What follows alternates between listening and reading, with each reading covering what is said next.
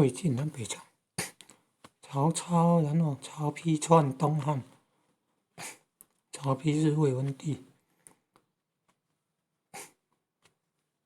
然后后来被司马炎篡，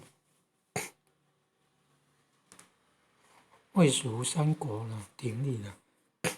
后来曹魏被司马炎篡位，有西晋。西晋武帝在灭那个什么蜀汉孙武，完成统一。后来又有东晋，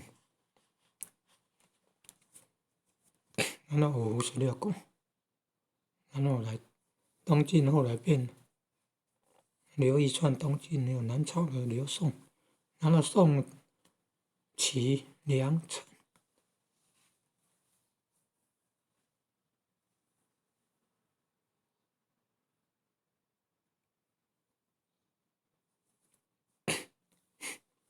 宋齐梁陈，北朝是北魏太武帝统一北方，你看，然后北魏后来变了，分裂为东魏跟西魏，那东魏后来变北齐，西魏变北周，然后后来北周又灭北齐，北周后来被杨坚、隋文帝篡位，杨坚建立隋朝。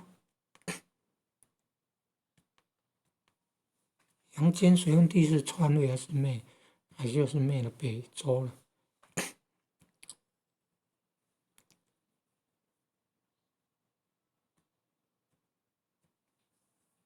北周，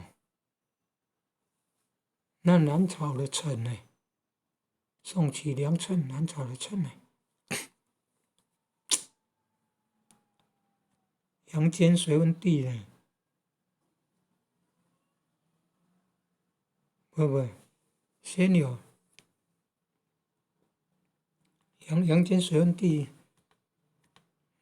灭南朝的陈嘛，统一天下。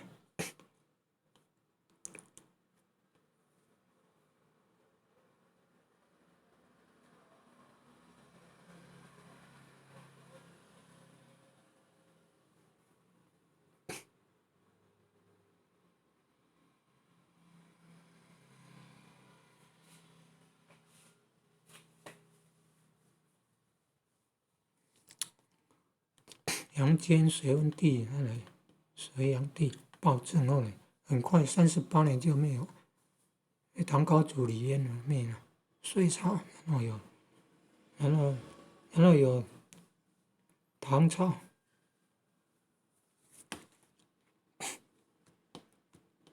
隋朝建立后，匈奴人就退出了历史舞台。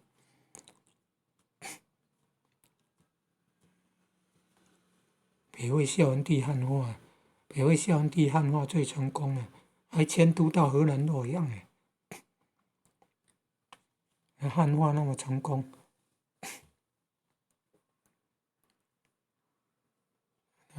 很多匈奴人都有了那个汉人的姓，然后就可能就有通婚了，又混了，所以说混了匈奴人的血统。就好像娶外国人啊，好像娶外籍新娘那样啊。现在台湾的很多娶外籍新娘，娶东南亚的啦，娶那个中国大陆的啦。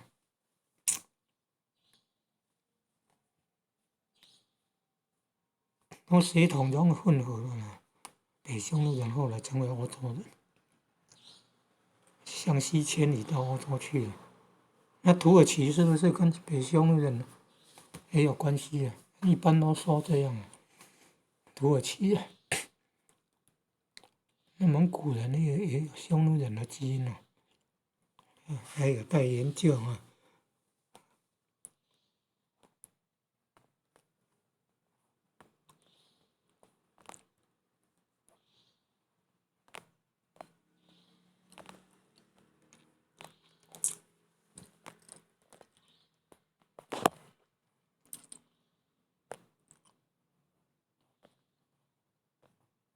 这都是会血统混合，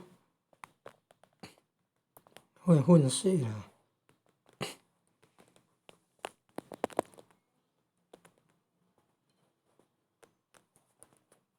所以最终要走向民主大融合。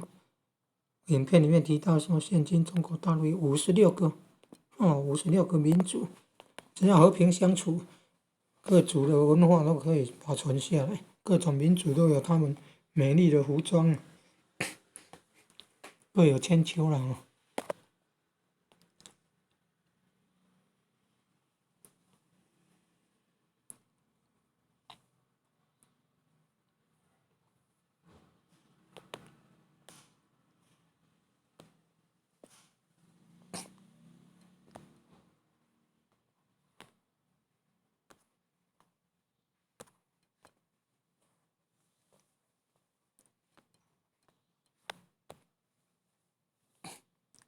民主融合，最终就是要走向民主融合了。